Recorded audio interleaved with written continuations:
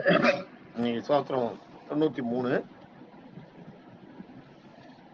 சத்தவான் சாத்விக சத்திய சத்திய தர்ம பராயண அபிப்பிராய பிரியார்கோர்க பிரியகிருத் பிரியகிருத் பிரீத்திவர்த்தனக. பிரியார்கோர்க அப்படி சொல்லணும். சொல்லும்போது சத்தவான் சாத்விக சத்திய சத்திய தர்ம பராயணக அபிப்பிராய பிரியார்கோர்க பிரியகிருத் பிரியகிருத் பிரீத்திவர்த்தனக அப்படி சொல்லணும். அதில் பாராயணத்தில் நம்ம சொல்லும்போது எப்படி சொல்லணும்னா, சத்வவான் சாத்விக சத்திய சத்திய தர்ம பராயண அபிப்பிராய பிரியார்கோக பிரீத்திவர்த்தனக அப்படி சொல்லணும். சத்வவான் சாத்விக சத்திய சத்திய தர்ம பராயணக அபிப்பிராய பிரியார்கோக பிரீத்திவர்த்தனக அப்படி சொல்லணும். சொல்லும்போது இதனோட அர்த்தத்தை பார்ப்போம். சத்வவான், சத்வவான்னா சத்துன்ற வேதான் ஒரு பொருளுடைய அந்த அதனோட மெயின் இது இருக்கு இல்லையா, அதுதான் சத்து. அதனுடைய சாறு அதான் சத்து. சத்துவவான் வினைப்பொருளின் சத்து பகுதியாய் இருப்பவன். எந்த ஒரு பொருளுக்கும் முக்கியமான பகுதியான சத்து பகுதியாக இருப்பவன் அப்படிங்கிறதா அர்த்தம். பழத்துல சாறு போல, பழத்துல எப்படி சாறு இருக்கு அது மாதிரி இருக்கின்ற பொருளுடைய சத்து பகுதியாக இருப்பவன் சத்துவவான். சாத்விக, சாத்விகன்னா சாத்வீகம்னாலேயே உங்களுக்கு பொறுமை, அதான் அளவு கடந்த ஞானம் இருக்குது. சாதுன்னா ஞானம் நிறைந்த அளவு கடந்த பெருமையோட சத்துவகுணம் நிறைந்தவர்களை சாதுன்னு. சாத்விகன்னா ஒருமையான சாத்வீக குணமுடையவன், சாதுவினுடைய குணமுடையவன். இதுக்கு சாத்விகன்றதுக்கு பொறுமையான சாத்வீக குணம் உடையவன்.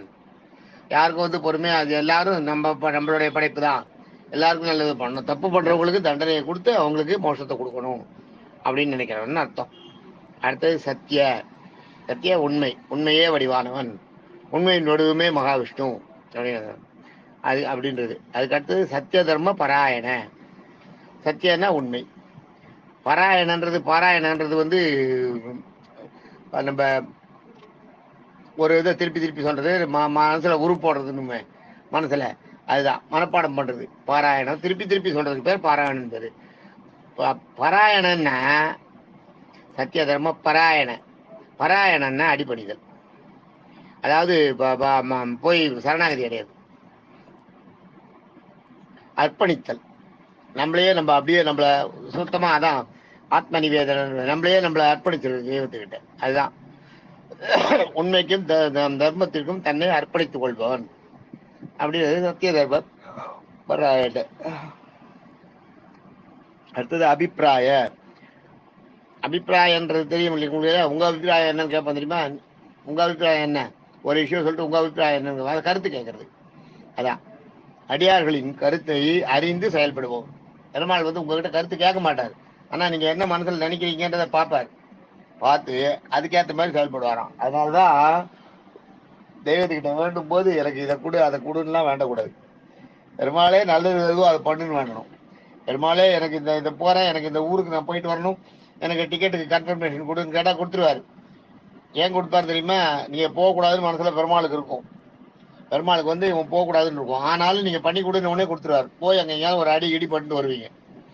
அது பெருமாளுக்கு தெரியும். எது நல்லதோ அதை பண்ணுன்னு வேண்டிட்டீங்கன்னா எல்லாம் என்னவோ எனக்கு எது நல்லதோ அதை பண்ணு, ஆபத்துல எனக்கு கஷ்டம் கொடுக்காதன்னு வேண்டக்கூடாது. கொடு, தாங்கிக்கிற சக்தியை கொடு, எதை கொடுத்தாலும் நான் தாங்கிக்கிற சக்தியை கொடு, தாங்க முடியாத என்ன பண்ணிடாத. அது நல்லதா இருந்தாலும் சரி, ஆனந்தமா இருந்தாலும் சரி, துக்கமா இருந்தாலும் சரி. அதுதான் அபிப்பிராயம். பெருமாளுடைய கருத்தை அறிந்து செயல்படுபவன், பக்தர்களின் கருத்தை அறிந்து செயல்படுபவன் பெருமாள். அதனால நீங்க உங்க கருத்துல நீங்க ஐயோ இதை கூட அதை கூடலாம் வேண்டக்கூடாது. எனக்கு எது நல்லதோ அதை பண்ணு, அவ்வளவுதான். அது போறோம். அது நீங்க வெறுமை சேவிச்சுட்டு வந்தீங்கனாலே பெருமாள் உங்களுக்கு என்ன வேணுமோ அதை கொடுப்பார். அபிப்பிராய பிரியார் கோர்கன் இருக்கும், பிரியார் கோர்கன் இருக்கும். அதுல பிரியா அகர்க அப்படின்னு அர்த்தம். அது பிரியார் கோர்கன் இருக்கும். அதுல ரெண்டு வார இது, அது ரெண்டு திருநாமம். பிரியார் அடியவர்களால் அன்பு செலுத்தப்படுபவன். பிரியம்னா அன்பு, தெரியலையா? பிரியம்பதான்ற தான் அன்பு செலுத்துவது தான் பிரியம்பதான்னா அன்பானவளேன்னு அர்த்தம். அடியார்களால் அன்பு செலுத்தப்படுபவன் பிரியார். அர்க்கன்னா அன்பு செலுத்து, அர்க்க அர்ஹ அர்ஹன்னா அன்பு செலுத்துறது. அடியார்களிடம் அன்பு செலுத்துபவன், முதல்ல அடியார்களால் அன்பு செலுத்தப்படுபவன் பிரியார். அர்ஹ அர்ஹன்னா அடியார்களிடம் அன்பு செலுத்துபவன், முதல்ல கிவ் அண்ட் டேக் மாதிரி. முதல்ல அடியார்களுக்கு வந்து தன்மேல அன்பு செலுத்துறதுக்கான அந்த அந்த மனசை அவங்களுக்கு கொடுக்குறாரு. அதுக்கடுத்து அவங்க மேல அன்பு செலுத்துறாரு. பிரிய கிருத், பிரியன்னா அன்புன்னு தெரியும், கிருத்துனா காரியம். ஆக அடியார்களிடம் அன்பு செலுத்துவதும் அடியார்களால் அன்பு செலுத்தப்படுவதுமான செயல்களுக்கு பாத்திரமானவர்.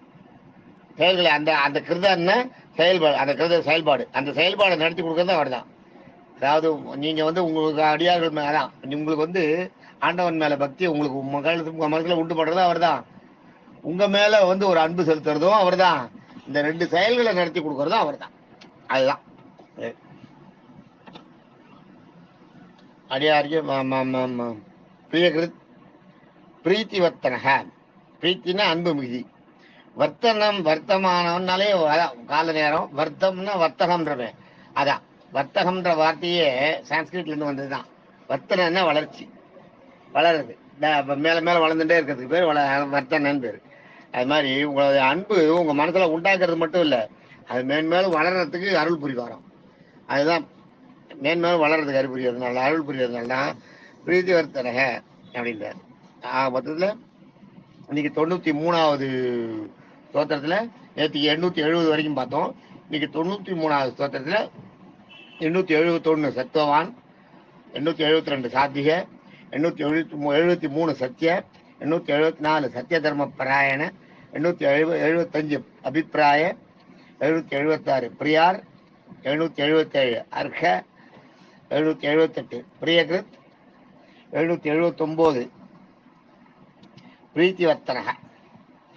771 இருந்து 779 வரைக்கும் நம்ம பார்த்துருக்கோம். இன்னைக்கு 771 79னா 9 ஸ்லோகம் இல்லையா? 1 2 3 4 5 6 7 8 9 ஸ்லோகம்.